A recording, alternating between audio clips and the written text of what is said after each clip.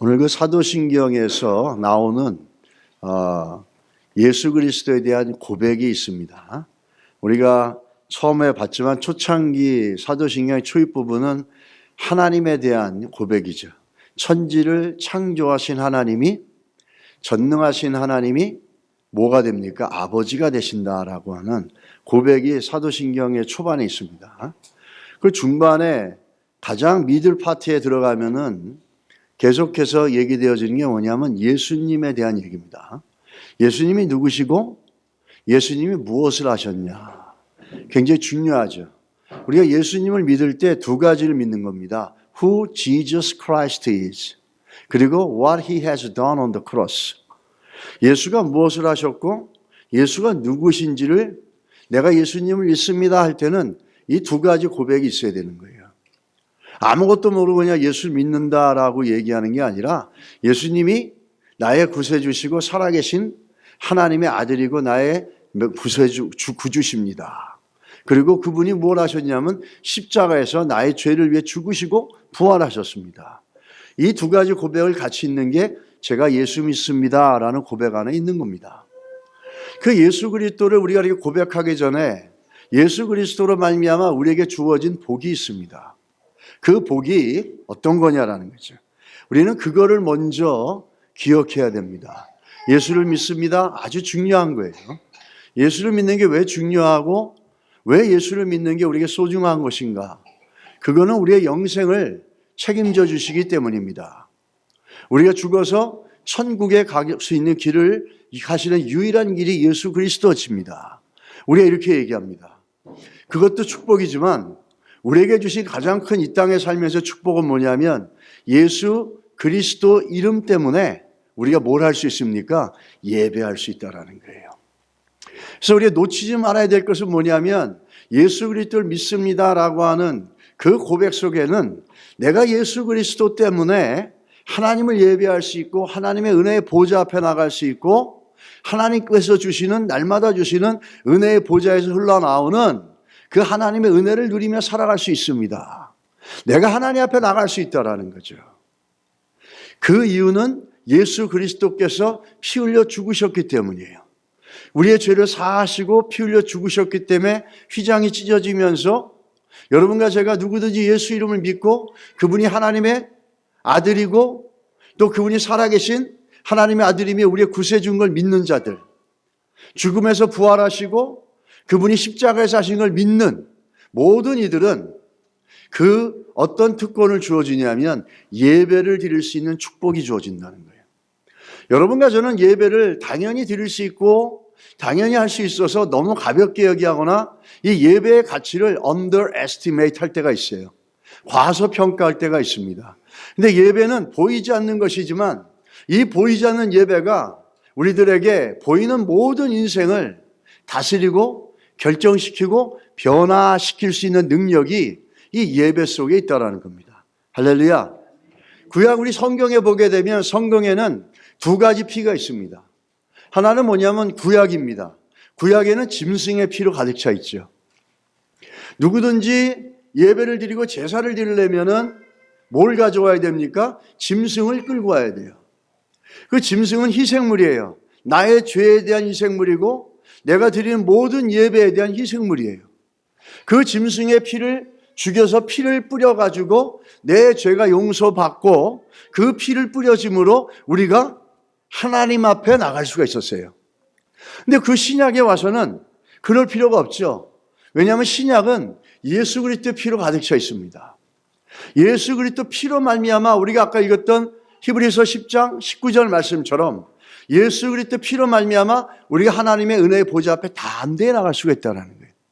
그분이 십자가에서 피 흘려 죽으신 그 사건, 그 피 흘려 죽으심으로 내 죄가 용서되어지고 그 피 흘려 죽으셨을 뿐만 아니라 그 죽음의 권세를 깨시고 부활하셔서 지금도 살아계시며 하나님 우편에서 우리를 중보하고 계시다는 겁니다.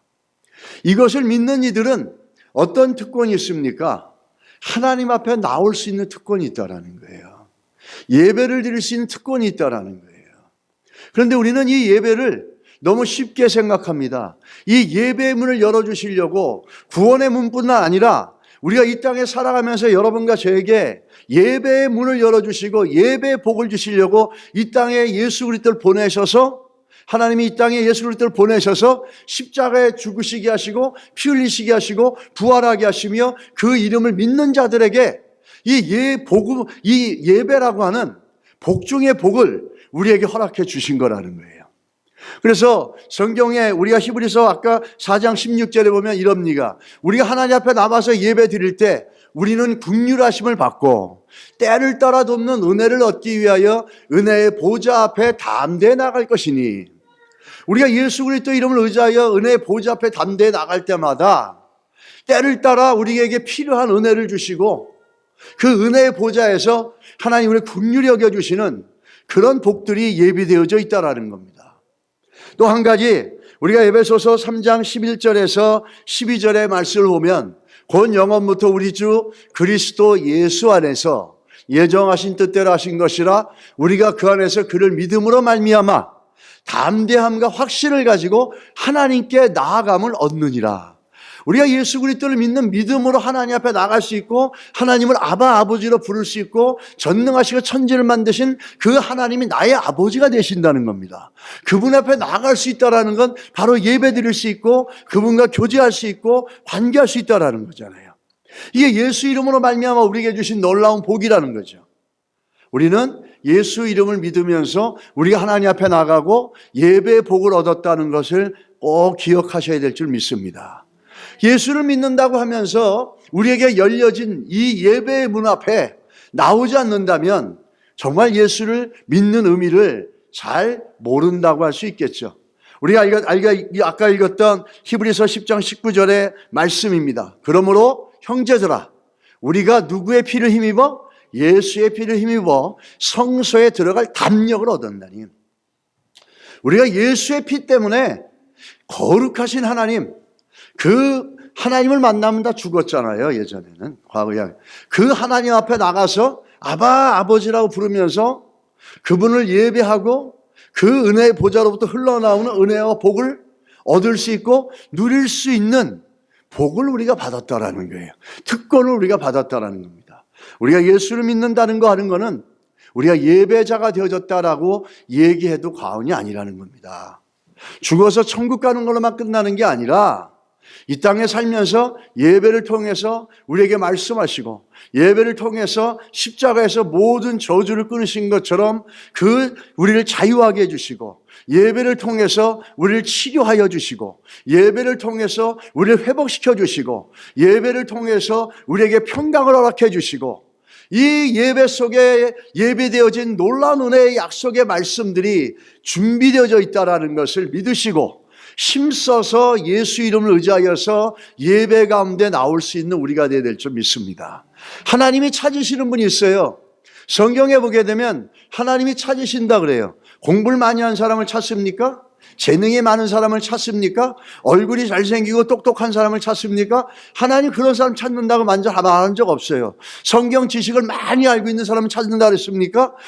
심지어 기도를 많이 하는 사람을 찾는다고 말씀하셨습니까? 그런 거 없어요. 하나님께서 기도 많이 하라 그랬지만은 또 성경을 많이 봐야 되지만은 하나님이 찾으시는 사람이 있어요. 그 사람이 누구십니까? 예배자예요. 그 요한복음 4장 23절로 24절에 아버지께 참되게 예배하는 자들은 영과 진리로 예배할 때가 오나니 곧 이때라 아버지께서는 자기에게 이렇게 예배하는 자를 찾으시니라. 하나님은 영이시니 예배하는 자가 영과 진리로 예배할지니라. 하나님이 찾으신다는 거예요. 하나님이 내 이름을 경외하는 것에 내가 하늘 강림하여 복 주시겠다 그랬어요. 예배는 어떤 것입니까? 하나님만 높이는 거예요. 예배는 누구 사람들 의식해가지고 사람들에게 내가 어떻게 보여질까? 그걸 멋있게 할까? 거기서부터 우린 예배 실패자입니다.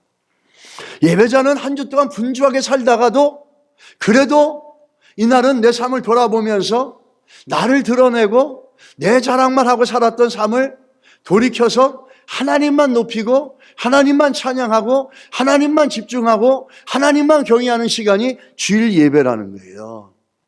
그래서 예배가 이렇게 중요한 거죠. 그러니까 이런 예배를 기뻐하고 즐겨 찾는 사람들, 예배를 드리는 사람을 하나님은 찾으시라는 거예요. 이 예배를 통해 가지고 또 하나님 우리에게 많은 은혜를 주시지 않습니까? 이 예배 다른 사람을 찾지 않아요. 하나님 앞에 나와서 말씀을 듣고 하나님을 마음속 깊이, 마음속에서부터 그분을 찬양하고 경외하고 사랑의 고백을 드리고 감사하고 그분이 나에게 무엇을 말씀하는지 듣고 그 말씀을 아멘으로 화답하고 그 말씀을 따라서 순종하며 바꾸어 나가려고 하는 그 모습이 있는 자들, 이런 이들을 찾는다 그랬습니다. 구약에서도 똑같은 말씀을 주시죠. 역대하에 보게 되면 나오는 말씀입니다. 16장 9절에 여호와의 눈은 온 땅을 두루 감찰하사 전심으로 자기에게 향하는 자들을 위하여 능력을 베푸시나니, 하나님을 전심으로 찾는 자들, 하나님을 전심으로 구하는 자들, 전심으로 예배하려는 자들에게 어떻게 합니까? 두루두루 감찰하고 다니신다는 거예요. 돈 많이 벌었다고 로또 맞았던 사람들을 두루 찾아다니신다는 게 아니에요. 자기 잘나가지고 자기 재능 자랑하면서 사람들에게 인정받으려고 하는 그런 사람 찾아다니려고 하는 게 아니라는 겁니다. 하나님은 찾는 사람들은 하나님을 전심으로 찾는 사람들이에요. 예배자라는 거예요. 근데 그 사람들에게 뭘 베풀어 주십니까? 능력을 주시려고, 능력을 베풀어 주시려고 그들을 찾는다라는 겁니다. 여러분과 제가, 우리 교회가 하나님이 찾으시는 교회가 되고 하나님이 찾으시는 우리가 될 수 있기를 간절히 소원합니다. 이럴 때 하나님께서 강림하여 복 주시고, 이럴 때 이렇게 하나님을 예배하고 전심으로 찾으려 할 때 하나님 뭘 베푸십니까? 능력을 베풀어 주신다는 거예요. 우리 힘으로 안 되는 임파서블한 것들, 우리 힘으로 할 수 없는 것들, 하나님께서 예배자로 서나갈 때 능력을 베풀어 주셔서 그 임파서블한 것이라 할지라도, 불가능한 것이라 할지라도 예배하는 자들에게 능력을 주시고 그 능력으로 해결되어지는 은혜와 역사와 복이 예배를 통해서 있습니다. 예배를 즐겨하고 예배를 기뻐하는 자들에게는 하나님께서 이러한 은혜와 복을 주신다는 겁니다. 하나님이 찾으시는 사람들이라는 거죠. 한국에 보면은 그 한국의 데이그룹이라는 곳이 있는데 거기에 회장님이 최의승 장로님이십니다. 이분은 아주 깊은 산골 출신이어가지고 아무것도 없는데 성경을 보면서 꿈을 키웠어요. 그래서 이런 고백을 합니다. 성경을 읽으며 요셉, 다윗과 같은 인물을 보면서 꿈을 품었습니다. 성경을 통해 꿈이 없으면 망한다는 걸 배웠습니다. 내 처지를 알면서도 큰 꿈을 갖고 매일 아침 저녁으로 기도를 멈추지 않았습니다. 하나님이 쓰시려면 이 별 볼 일 없는 시골 아이도 쓰십니다. 그 또한 그분의 꿈은 뭐냐면 100개의 교회를 세워드리는 거예요.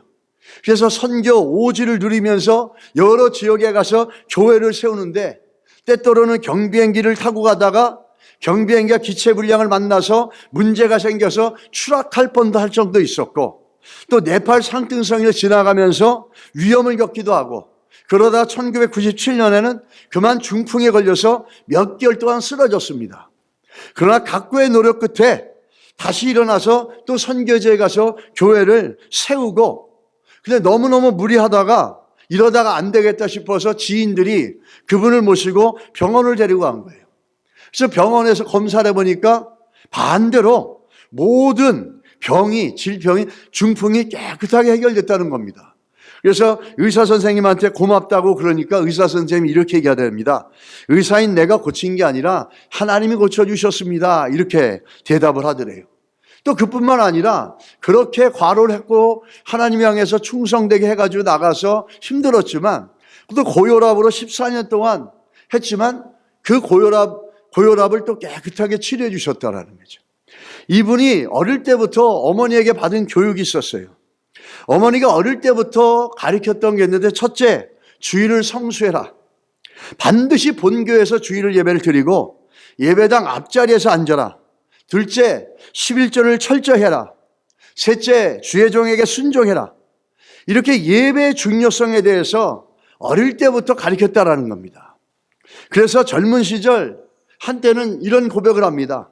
젊은 시절에 주일 예배를 마치고 골프를 치러 간 적이 있다는 겁니다. 사업상으로 골프를 치러 가고 그랬는데 이런 골프를 치러 가려고 약속을 해놓으면 주일 예배를 건성건성으로 드리는 경우가 너무 많았다는 거예요. 그래서 아예 주일날은 어떤 이유로 골프를 치자고 하더라도 이것들을 다 그냥 취소시켜버리고 결정을 딱 내리고 나서 예배보다 더 중요한 것이 없고 그 더한 기쁨은 없으니까 예배에 흠뻑 빠지자. 그게 그분의 고백이었다는 거예요. 그래서 예배보다 더 중요한 것은 없다. 더한 기쁨은 없기 때문에 예배는 격식이 아니라 그것에 흠뻑 빠져들어야 한다라는 거예요. 그래서 주일날 예배 이후에 있을 모든 스케줄을 다 없애버리고 오직 주일 예배 속에 집중하고 거기에 세츄레이트 되는 겁니다. 이런 분들이 있었다라는 거죠. 그런 분들을 하나님은 찾으시고 그런 분들을 통해서 삶 속에서 영광 받으시고 그들의 인생 가운데 놀라운 능력들을 베풀어 나가신다는 겁니다.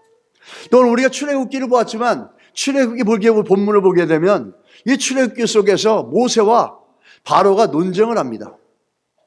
어떤 논쟁일까요? 쉽게 말하면 이런 겁니다. 바로는 여기서 예배 드려라. 어디 멀리 가냐? 그냥 여기서 예배 드려라. 이렇게 얘기하는 거예요. 근데 모세는 아니다. 우리는 3일 길을 간 다음에 광야 쪽으로 3일 길을 가서 거기서 예배 드리겠다. 이러면서 서로 논쟁을 지금 벌이고 있는 거예요. 모세는 죽어도 안 된다. 못 나간다. 그냥 여기서 예배 드려라. 뭐 어떠냐? 아니다. 우리는 3일 동안 가야 된다. 왜 모세가 3일 동안 가서 예배를 드려야 된다 그랬을까요? 하나님이 말씀하셨기 때문에. 이 모세가 대단한 거죠. 세상의 권력자이고 최고의 권세를 갖고 있는 바로 앞에서 노라고 얘기하는 거예요. 노라고 얘기하면서 우리는 하나님 말씀하신 대로 저 3일길 가서 예배를 드리겠다 이렇게 얘기합니다. 근데 바로가 얘기하는 이것이 참 재밌습니다. 바로가 예배하는 것을 얘기하는 건 오늘 여기서 예배 드리라는 거예요. 이 자리에서.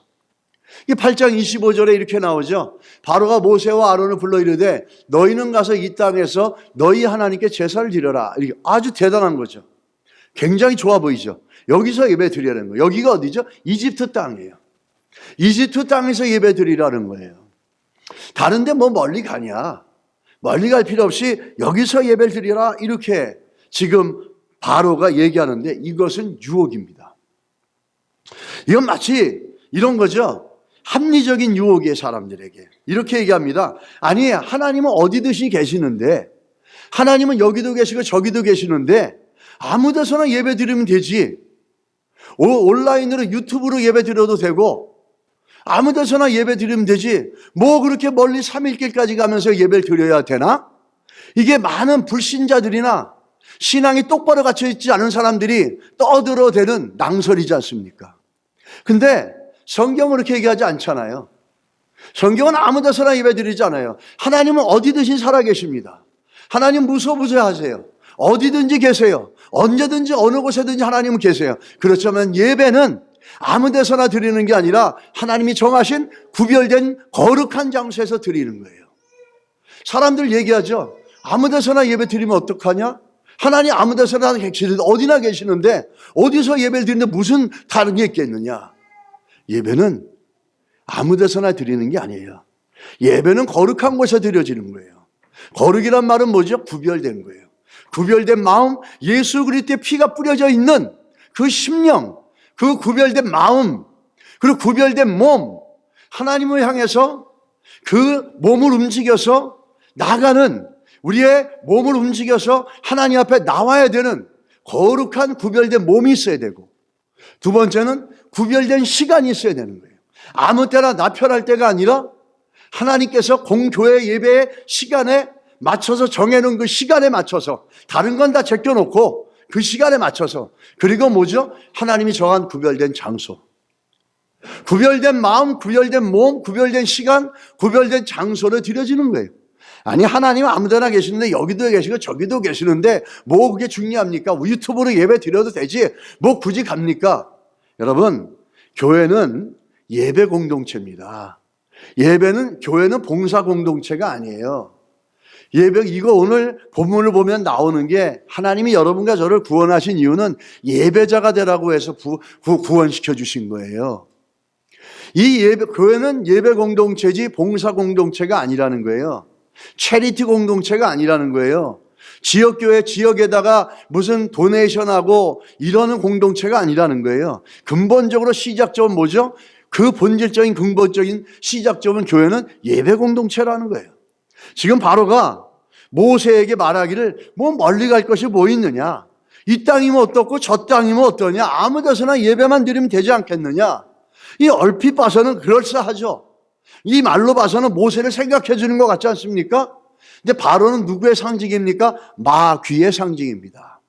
마귀는 기가 막히게 우리들을 현혹합니다. 예배 드리지 마 이렇게 얘기하지 않아요. 예배 드려. 그런데 뭐 멀리 가니? 하나님이 여기도 계시고 저기도 계시는데 아무 데서나 예배 드리면 어때? 그냥 여기서 예배 드려. 이렇게 얘기하는 거죠. 그런데 우리가 욥기서 14장 4절에 보면 뭐라 그럽니까? 누가 깨끗한 것을 더러운 것 가운데서 낼 수 있으리까? 하나도 없나이다. 이 말씀 속에 말하는 것은 더러운 곳에서 거룩한 것을 만들어낼 수가 없다는 거예요. 마귀는 아무 데서나 아무렇게나 아무에게나 예배하라고 얘기하지만 얼마나 편리하고 얼마나 이지하고 얼마나 쉽습니까? 그런데 거룩하지 않은 곳에서, 더러운 곳에서 거룩함을 만들어낼 수 없습니다. 하나님은 아무 곳에나 계실 수 있지만은, 어느 곳에도 계실 수 있지만 예배는 아무 데서나 드리는 게 아니고 아무 시간대나 드릴 수 있는 게 아니에요. 공예배는. 우리는 그걸 좀 기억해야 될 줄 믿습니다. 우리 출애굽기 3장 18절에 보면 하나님 분명히 말씀하셨죠. 그들이 내 말을 들으리니 너는 그들의 장로들과 함께 애굽 왕에게 이르기를 히브리 사람이 하나님 여호와께서 우리에게 임하셨은즉 우리가 우리 하나님 여호와께 제사를 드리려 하오니 사흘길쯤 광야로 가도록 허락하소서 하라. 하나님이 요구하신 건 뭐죠? 사흘길을 가라는 거예요. 지금 여기가 아니라는 거예요. 편하게 예배 드리라는 게 아니에요. 아무 데서나 예배 드리는 게 아니에요. 하나님이 정하신 장소, 하나님이 지정하신 장소, 거기에 가서 예배 드리라는 거거든요. 그런데 이 3일길 가라는 이 예배, 여기만 그런 게 아니죠. 아브라함에게도 동일하게 얘기합니다. 근데 그 전에 먼저 우리가 이 모세가 참 대단한 게 이 세상의 권력자인 바로에게 뭐라 그럽니까? 노라고 대답하잖아요. 그건 안 됩니다. 이렇게 얘기합니다. 노. 그러니까 우리가 올바른 예배를 드리려면 마귀의 유혹이나 세상의 유혹이나 사람의 유혹에 대해서 노라고 말할 수 있어야 됩니다. 그렇지 않으면 맨날 끌려가서 아무 데서나 예배 드리기가 옳거니 사람들 그렇게 얘기하죠. 그게 뭐 대단히 자기들 나름대로 관대한 것처럼 얘기하죠. 관대한과 거룩한 예배는 아무 상관없습니다. 구별된 예배와 인간적으로 관대한 것은 아무 상관없습니다. 때로는 그 인간의 관대함에 대해서 노라고 얘기해야 되죠. 바로의 이 관대함에 대해서 노라고 얘기할 수 있어야 되죠. 모세는 그렇게 했어요. 여러분, 우리가 올바른 예배를 드리려면 때로는 내 심령 안에 있는 게으름에 대해서 노라고 얘기해야 되고 세상의 유혹과 사람들이 얘기하는 그 잘못된 관대함에 노라고 얘기할 수 있어야 됩니다.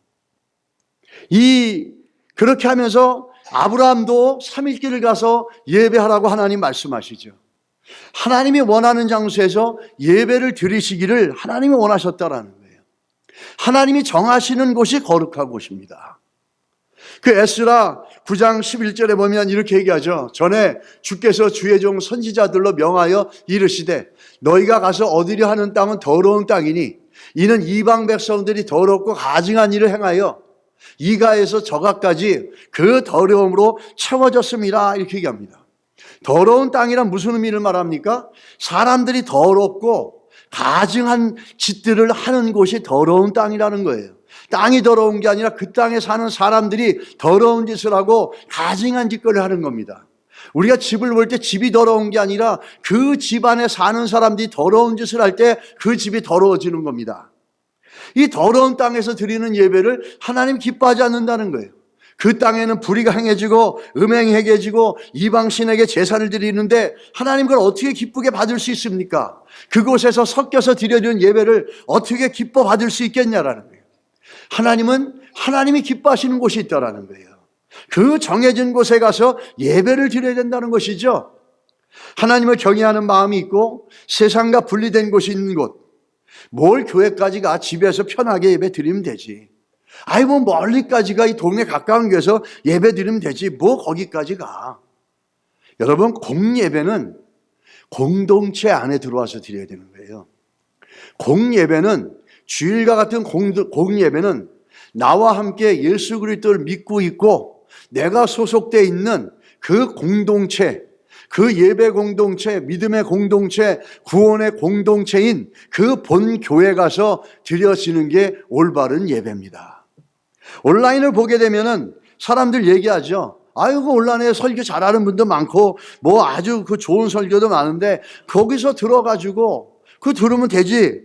그렇지 않죠. 공예배는 내가 섬기고 있는 공동체 안에 들어와서 말씀을 들을 때 선포되어지는 그 예배 속에 들어지는 선포의 말씀들이, 그 말씀들이 바로 말씀이라는 거예요. 그게 하나님 말씀이고 나에게 주는 말씀이에요. 우리 교회 성도는 어떤 성도인지 아십니까? 교족카드에 등록되어 있는 게 우리 교회 성도가 아니에요. 교회에서 선포되어지고 교회에서 가르쳐주는 말씀을 믿고 따르는 이들이 그 교회 성도들이에요. 주일의 예배 속에 공교회에 와서 내가 섬기는 교회에 와서 선포되어지는 말씀을 들으면서 그 말씀이 나에게 주시는 말씀으로 듣고 그것을 따라 움직이고 순종하며 살아가는 자들이 그 교회 교인들이라는 거예요. 오래 다녔다고 그게 교인이 아닙니다. 교회에서 가르치고 교회에서 권면하고 교회에서 선포되는 말씀과 너무 상관없는 인생을 살아요. 근데 어떻게 그게 교인이라고 얘기할 수 있겠어요? 교회의 교인의 개념을 다시 가지셔야 됩니다. 오늘 이 예배 시간에 선포되어지는, 내가 속해 있는 공동체 안에 선포되어지는 그 선포된 말씀들, 그래서 그 공동체로 가가지고 시간을 드리고 마음을 드리고 물질을 드리면서 그 예배에 참여해서 예배를 드리는 것, 이것이 예배가 될 수 있다는 거죠. 그래서 이런 말씀이 있어요. 그 사이버 교회 같은 경우는, 우리가 온라인으로 예배 드리는 교회는 거기가 참 안타까운 것들은 거기에는 진정한 봉사가 없습니다. 섬김이 없고 교제가 없어요. 그리고 더 중요한 건 뭐죠? 그 사이버 교회는 그 교회, 거기 사이버라고 하는 교회라고 하는 데를 우리 참여하며 거인이라고 하는데 거기는 희생이 없습니다. 교회는 성도들의 헌신과 섬김과 예수 그리스도 때문에 희생을 통해서 하나님의 교회가 세워져 가고 부유해지고 복되어지는 것입니다. 할렐루야. 그래서 폴 트루니 같은 분은 이런 말을 했어요. 혼자서 할 수 없는 것이 세상에 두 개 있는데 첫째는 결혼이고 또 하나는 그리스도인들의 교회라는 거예요. 그리스도인들이라는 거예요. 그리스도인이 되기 위해서 예배, 혼자 드릴 수 두세 사람이 모여서 드리고, 이게 혼자서 할 수 있는 게 아니라는 거죠. 이것도 이 본 예배를, 우리가 예배를 드리면서 이 예배 속에서 주시는 말씀과 은혜 속에서 우리의 심령을 채우고 그 말씀을 따라 살아갈 때 하나님께서는 그런 이들에게 또 능력을 베푸시는데, 그러기 위해서는 우리는 쉬운 예배가 아니라, 이 땅에서 예배가 아니라 그 예배를 위해서 거룩하면은 뭐가 있죠? 거룩함을 지켜나가려면 수고가 따라와야 됩니다. 그 체코슬로바키아의 공산주의였을 때 요셉 케이브라는 분이 있는데, 그분은 공산주의 통치에 유명한 분이었어요.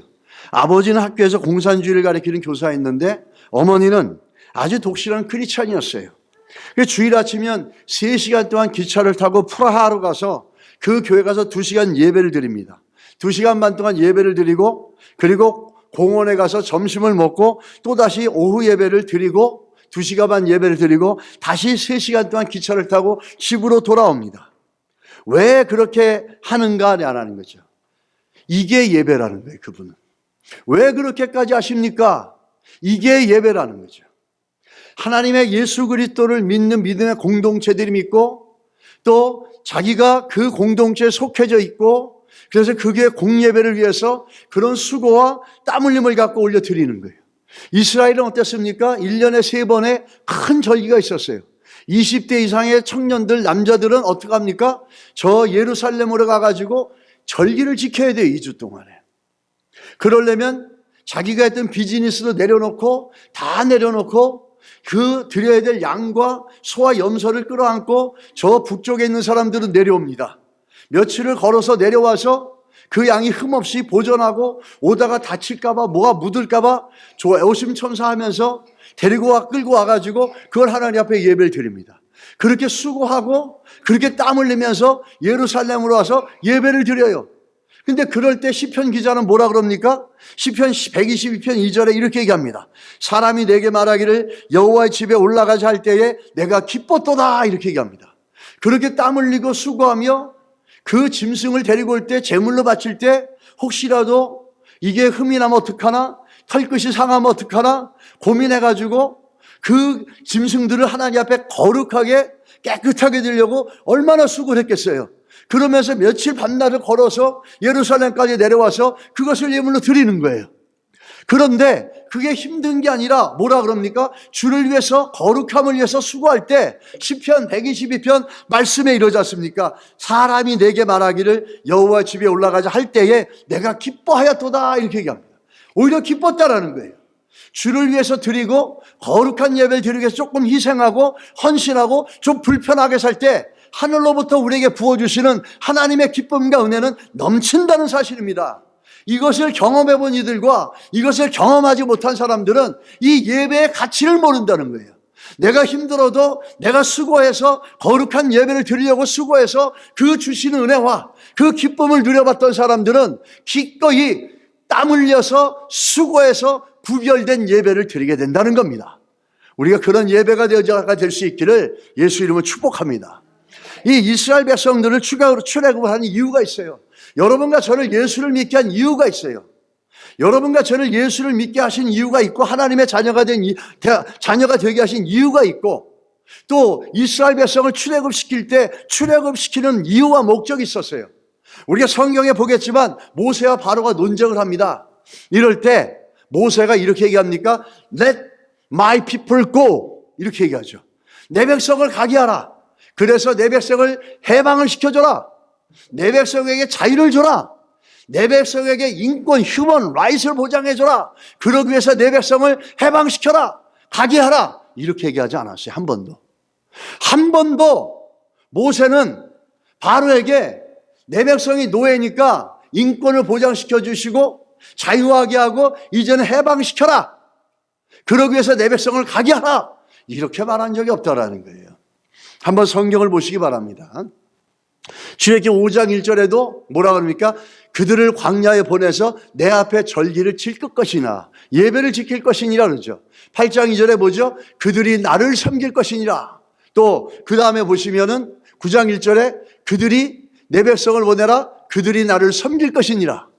9장 13절에 그들이 나를 섬길 것이니라. 여호와 말씀에 내 백성을 보내라. 그들이 나를 섬길 것이니라. 그럼 마지막에 보면 그들이 하나님 여호와를 섬기게 하소서. 심지어는 애굽의 신하들조차도 이제는 나가서 하나님 여호와를 섬기게 하소서 이렇게 얘기합니다. 하나님이 이스라엘 백성들을 애굽에서 출애굽시킨 목적은 자유와 평등과 인권이 아니에요. 뭐였습니까? 예배하는 거예요. 예배하기 위해서, 예배자가 되기 위해서, 하나님을 예배하기 위해서 그들을 애굽에서 노예 생활에서 건져내서 하나님의 자녀로 부르시는 겁니다. 여러분과 제가 예수의 피로 말미암아 죄쓰임을 받고 하나님의 자녀가 된 이유와 목적의 근본적인 게 뭔지 아십니까? 예배자가 되라는 거예요. 근데 예수의 이름을 믿지만은 우리는 그 이름을 주신 이유를 몰라요. 예수의 이름을 믿는다는 것은 뭐가 됩니까? 예배자가 되라는 거예요. 하나님을 예배하는 자가 되라고 우리를 부르셨고 우리를 위해서 피 흘려 예수 그리스도가 죽으신 겁니다. 여러분, 우리에게 하나님께서 예배자가 되라고 예수 이름을 믿게 하신 거예요. 그거를 우리는 오늘 성경을 통해서 다시 한번 리컨펌 하셔야 됩니다. 다른 어떤 것보다도 내가 예수의 이름을 믿고 하나님의 자녀라면 내 안에 하나님을 예배해야 된다는 거룩한 시간과 거룩한 마음과 거룩한 장소와 거룩한 몸으로 하나님 앞에 예배해야 된다는 그 사실들 진리를 깊이 믿어가시는 은혜가 있기를 주님의 이름으로 축복합니다. 근데 왜 바울은 사흘길을 가야 했냐? 왜 여기서 안 드리고 사흘길을 가려고 했을까? 바로가 여기서 예배 드려라 얼마나 좋습니까? 사흘길 얼마나 힘들어요. 거기까지 뭐하러 가자는 거죠. 그러니까 여기서 예배 드려야 하는데 모세는 노했죠. 사흘길 가서 예배를 드려야 하는데 첫 번째 이유가 있어요. 이 첫 번째 이유를 보면은 먼저 애굽이 어떤 곳인가를 먼저 봐야 됩니다. 모세가 왜 애굽에서 예배할 수 없다고 얘기했는가? 26절에 보면 모세가 이렇게 대답합니다. 그리함은 부당하니이다. 뭐라는 얘기죠? 바로가 여기서 예배 드려라 그러니까 모세에게 노노노노 그렇게 하는 건 부당합니다. 분명히 얘기하죠. 그건 잘못된 거예요. 그건 false입니다. 그렇게 할 수 없어요. 아주 그냥 모세가 바로라고 하는 권력자 앞에서 담대하게 이렇게 얘기한다는 거예요. 노라고. 우리가 우리 하나님 여호와께 제사를 드리는 것은 애굽 사람이 싫어하는 바인즉 우리가 만일 애굽 사람의 목전에서 제사를 드리면 그들이 그것을 미워하여 우리를 돌로 치지 아니하리까? 이게 무슨 말입니까? 이게 무슨 말이라는 거죠? 이 애굽이라는 곳이 어떤 땅이고 애굽 사람이 어떤 것인지 알아야지 바로가 왜 여기서 예배를 드릴 수 없다라고 모세가 왜 여기서 예배를 드릴 수 없다라고 주장하는지를 알 수가 있습니다. 애굽 사람이 하나님께 예배를 드리는 걸 싫어했어요. 왠지 아십니까? 애굽은 토테미즘을 섬겼어요. 토테미즘은 뭐냐면 동물을 신으로 섬기는 거예요. 특별히 이들은 애굽 사람들은 그 암소를 아시스 신이라고 상징을 했고 숫소는 아피스 신이라고 믿었어요. 그래서 이들은 이 짐승을 신으로 믿었기 때문에 이스라엘 백성들이 하나님 앞에 예배 드리려고 소를 죽이고 양을 죽이고 염소를 죽인다면 이들은 어떻게 합니까? 자기들의 신을 모독하는 거기 때문에 분개할 것이고 더 어떻게 할까요? 분개해서 이스라엘 백성들을 죽이려고 덤벼들 거라는 거예요. 그래서 이스라엘 백성들이 거기서 예배를 드리려고 한다 할지라도 도저히 예배를 드릴 수 없다라는 거죠. 자기들이 믿고 있는 마치 힌두교가 많은 이 인도 땅에 가서 소를 갖다가 죽여보십시오. 특별히 이 이집트 사람들은 암소, 신암소를 특별히 아주 그 대단한 신성시에서 절대로 건들지 못하게 했어요. 그 인도도 가면 이상하게 소들이 하얀색이 많아요. 절대 건들지 못합니다. 그 길거리에 소들이 찻길에 앉아 있어요. 그러면 사람이 소를 피해 가야 돼요. 건들거나 그러면 안 되는 거죠. 이들이 애굽의 사람들은 동물을 숭배하는 신을 섬기고 있는 우상을 섬겼기 때문에 이스라엘 백성들이 만약에 하나님을 예배하기 위해서 제물로 소를 희생하거나 양을 희생하거나 염소를 희생한다고 하면은 이들은 분개할 겁니다. 왜? 자기들의 신을 건드리는 거니까. 그래서 분개해서 달려들어 이들을 죽일 것이고 예배를 드릴 수도 없다라는 거죠. 그거를 누가 알았죠? 바로는 알았어요. 바로는 아주 교활한 자였죠. 바로는 누굽니까? 마귀라는 거예요. 그렇게 쉽게 편하게 예배를 드리게 해가지고 이스라엘 백성들이 예배를 드릴 수 없게끔 만들고 궁극적으로는 결국은 애굽 사람들에게 어떻게 합니까? 밟혀 죽게 되는 거죠. 이 바로는 교활한 자였어요. 왜? 마귀이기 때문에. 그리고 또 한 가지 여기서 예배 드려라 하는 거는 어떤 의미인지 아십니까? 우리 애굽처럼 너희들도 저 동물을 하나님이라 생각하고 예배 드려라 이런 얘기예요. 저 암소, 흰 암소를 하나님이라 생각하고 예배 드리면 되지 않겠냐 우리처럼. 굳이 뭐 사흘길 가서 예배 드려야 되겠느냐. 이런 의도를 이 바로는 깔고 있었다라는 거죠. 쉬운 예배, 편안한 신앙생활은 바로에게 이렇게 유혹되어져서 쓰러져서 밟혀버리게 된다라는 겁니다.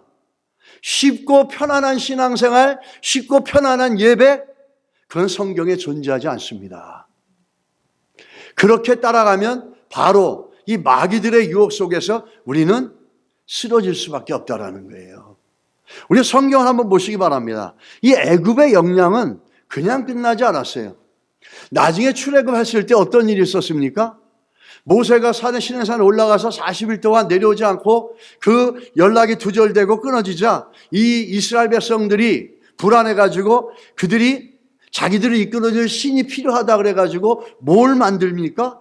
금송아지를 만들잖아요. 아론이 그들의 손에서 금고리를 받아 부어서 조각칼로 새겨 송아지를 형상을 만드니 이럽니다. 그러면서 저것이 우리의 여호와여, 저것이 우리의 신이다. 저 금송아지가 우리를 갖다가 인도해 줄 것이다. 우리를 이끌어 주실 것이다. 저게 우리의 신이다. 이렇게 얘기한 겁니다. 여러분, 이게 어디서 들어왔을까요? 이 황금 송아지 만드는 게 어디서 들어왔을까요?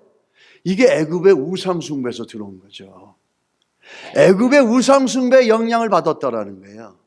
애굽의 우상 숭배의 영향을 받아서 늘 거기서 보고 자란 게 그거니까 그 하나님 외에 보이지 않는 하나님 또 연락도 안 되니까 야 우리가 신을 만들자 그래가지고 금송아지로 짐승의 형상으로 신이라고 만들어 놓고 그 신이 그 소가 우리를 이끌어 줄 것이다 라고 하면서 예배를 드리고 제물을 드리고 제단을 쌓고 그러지 않습니까? 이 애굽에서 받아왔던 영향력이에요. 이 애굽은 사람들이 고의로 그 짐승들을 죽이면은 사형에 처하는 법이 있었어요. 그래서 실제로 어느 로마 한 사신이 사고로 고양이를 죽였는데 그 혐의로 사형을 받았다라는 기록도 남아있다고 합니다. 그 정도로 짐승을 철저하게 숭배했던 것이거든요. 그러니까 이들이 그 속에서 있다가 보니까 애굽의 압제 가운데 우상을 그런 식으로 섬기다 보니까 여차하니까 모세가 안 보이니까 금송아지를 만들어서 그것을 우리의 여호와 하나님이라 부르자 이렇게 얘기하는 거예요. 이 영향력은 여기서 끝나지 않습니다. 이 잘못된 영향력은 또 이스라엘 백성들이 솔로몬 이후에 나라가 둘로 갈라지죠. 하나는 솔로몬의 아들인 르호보암이 다루는 남쪽 유다 지역입니다. 또 하나는 여로보암이 다루는 저 북쪽 이스라엘이었어요. 근데 북쪽에 있는 여로보암 이 북이스라엘 다스리는 이 여로보암이 걱정이 되는 거예요. 왜냐하면 1년에 3번씩 예루살렘에 하나밖에 없는 성전에 모든 사람들이 내려가서 거기서 예배를 드려야 되지 않습니까? 그러다 보니까 잘못하면은 간첩들이 자기한테로 들어오고 또 이들이 글로 넘어갈까 봐 걱정이 돼가지고 야 그렇게 뭐 멀리 갈 필요 뭐 있니? 각자 멀리 예루살렘까지 가지 마라. 그 북쪽 사람들이 저 남쪽까지 뭐하러 가겠니? 우리 북쪽에도 너희들이 예배 드릴 수 있게끔 만들어 주겠다. 자기 정치적인 권력과 목적을 위해서 이렇게 타협을 하는데 그러면서 이러죠. 하나는 베델에 만들고 하나는 단에다가 두겠다. 그러면서 이 단에다가 둔다는 게 뭘 만든답니까? 두 금송아지를 만들어서 금송아지 하나를 만들어서 베델에 둘 테니까 베델 근처에 있는 사람들은 거기 가서 제사를 드려라. 또 저 하나는 둔 단이라는 지역에다가 금송아지를 둘 테니까 거기 사는 사람들은 거기 가서 하나님 앞에 예배 드려라. 뭐하러 예루살렘까지 가니? 이러면서 편리를 이용해 가지고 애굽에서 영향받았던 그 금송아지 우상 숭배를 갖다가 그대로 전복시키고 있다는 겁니다. 이런 모습들이 계속해서 영향을 주고 있다는 거죠. 근데 모세는 그걸 알고 단호하게 끄는 겁니다. 여기서 예배 드릴 수 없다. 우린 이 우상 숭배의 더러운 지역과 이 불경건한 지역에서 벗어나서 아무 영향력이 없는 3일길을 가서 저 광야에서 우리는 우리 하나님 여호와 하나님 앞에 순전하게 그분이 원하는 예배를 드리겠다 이렇게 얘기합니다. 그렇다면 우리 이런 생각을 할 수 있겠습니까? 할 수가 있습니다. 그럼 도대체 뭐가 거룩한 거고 뭐가 거룩하지 않느냐는 거죠. 예? 하나님께서 사울길 가서 예배하라고 한 두 번째 이유입니다. 왜 사울길을 꼭 가서 예배해야 되냐라는 거죠. 그 예배는 두 종류의 예배가 있어요. 이곳에서 예배 드려라, 사울길 가서 예배 드려라. 이곳에서 예배 드려라, 편하고 쉽게 예배 드려라. 근데 편하고 쉽게 예배 드리는 건 결국에는 세상과 세속에 물들여서 무너져 버립니다. 사라져 버려요. 그래서 여호보람이 그렇게 했지만 그들은 이것을 죄로 여겨서 그들은 역사 속에 사라져 버립니다. 이 쉽게 드리는 예배, 이곳에서 예배 드려라. 쉬운 예배죠. 편안한 예배죠. 안락한 예배죠. 희생이 없는 예배죠. 봉사가 없는 예배죠. 참된 복음 안에 교제가 없는 예배죠. 거룩함과 구별됨이 없는 예배죠. 거룩함과 구별함을 위해서 땀 흘림이 없는 예배죠. 이런 예배 결과는 멸망입니다. 이곳에서 예배 드려라라는 거죠. 바로의 속삭임이죠. 마귀의 속삭임이죠. 두 번째 예배는 뭐죠? 사흘 길을 떠나서 예배 드려라. 힘들어도 거룩한 수고를 해서 하나님이 원하시는 예배를 드려라. 피곤하고 어렵다 할지라도 올바르게 예배를 드려라. 게으름에 대해서, 피곤함에 대해서, 세상의 논리에 대해서 바로처럼 노라고 얘기하고 하나님이 원하시는 곳에 가서 예배 드려라. 그게 거룩한 예배라. 그렇다면 우리는 이렇게 얘기해야 될게요. 왜 사흘길 가는 예배는 거룩하고 바로도 예배라 그러지 않습니까? 바로가 드리는 예배는 왜 거룩하지 않느냐라는 거죠. 그럼 누가 이 거룩을 결정하냐라는 거죠. 누가 이 거룩한 예배와 거룩하지 않은 예배를 결정하냐는 거죠. 사흘길 가는 예배는 왜 거룩하고 여기서 예배 드리는 예배는 왜 거룩하지 않냐라는 거죠. 왜 그렇습니까? 그거는 하나님이 말씀하셨기 때문이에요. 하나님이 말씀하시는 것이 바로 거룩의 적입니다. 하나님이 말씀하시는 것이 우리가 드려야 될 예배의 표본입니다. 어떤 것이 거룩하냐? 다른 게 아니라는 거죠. 이 아론과 모세는 하나님이 말씀하신 거기 때문에 인간들이 마음대로 바꿀 수 있는 게 아니라는 거예요. 거룩한 예배는 다른 게 아니라 하나님이 말씀하셨기 때문에 그게 거룩한 예배라는 거예요. 누가 다른 사람이 얘기한 게 아니라 사람들이 모여서 정한 게 아니라 하나님이 말씀하셨고 하나님이 정하신 거기 때문에 그게 거룩한 것이에요. 바로가 얘기하는 것은 하나님이 말씀하신 게 아니에요. 사람이 얘기한 거예요. 그래서 그건 거룩하지 않은 거예요. 우리가 말하는 거룩한 예배란 건 뭐냐면 하나님이 말하는 거죠. 사람들이 볼 때는 불편하고 합리적이지 않고 이해가 안 되고 그렇다 할지라도 우리는 이 하나님이 원하시고 거룩하다고 얘기하는 이 예배를 드려나가는 것이 거룩한 예배가 되는 겁니다. 사람들은 갖가지 논리로 갖가지 원칙을 세워서 하나님하고 너무너무 다른 생각으로 거룩한 예배, 하나님이 정하신 예배를 흔들어 놓을 때가 참 많습니다. 오늘날 이 시대를 보면은. 그러나 바로처럼 우리가 담대하게 노라고 얘기할 수 있어야 돼요. 왜? 하나님이 말씀하신 게 아니기 때문에. 하나님이 말씀하신 거룩한 예배. 내 생각과 다르고 불편하고 힘이 들어도 하나님 말씀하시기 때문에 순종하는 겁니다. 예배는 어디서부터 시작합니까? 바로 이 순종에서부터 시작되는 거예요. 조금 힘들고 조금 바쁘고 조금 스케줄이 좀 타이트하게 돌아가고 그러면 예배부터 포기해 나가는 습관은 잘못된 습관이에요. 그건 바로가 좋아하는 것이고 애굽의 습성이에요. 하나님이 우리에게 원하는 예배는 조금 힘들고 좀 불편해도 그분이 정하신 3일길을 가서 드리는 좀 불편하고 힘들지만 거룩한 예배를 우리에게 원하시는 겁니다. 그래서 우리가 하나님이 우리에게 3일길 가서 예배 드리라 이렇게 얘기할 때 힘들어요. 왜 해야 됩니까? 이렇게까지 인간적으로 생각할 때 도대체 이해가 안 됩니다. 왜 이렇게 해야 됩니까? 여기서 하면 되지 않습니까? 라고 우리가 얘기할 수 있어요. 그래서 우리가 하나님이 우리에게 요청할 때 우리는 우리의 신앙의 기준이 하나님의 말씀이 돼야 되거든요. 근데 때로는 우리의 이해와 다를 때가 있어요. 그럴 때 왜라고 하지 마시고 하나님, 내가 어떻게 해야 순종할 수 있겠습니까? 내 약함을 도와주셔서 내가 하나님이 말씀하시는 것을 순종할 수 있도록 내가 어떻게 해야 될지를 도와주시옵소서. 이게 우리의 태도가 되어야 된다는 거예요. 왜 사흘길을 가야 합니까? 라가 아니라 어떻게 사흘길을 갈 수 있습니까? 가야 합니까? 이거를 우리가 물어봐야 된다는 거예요.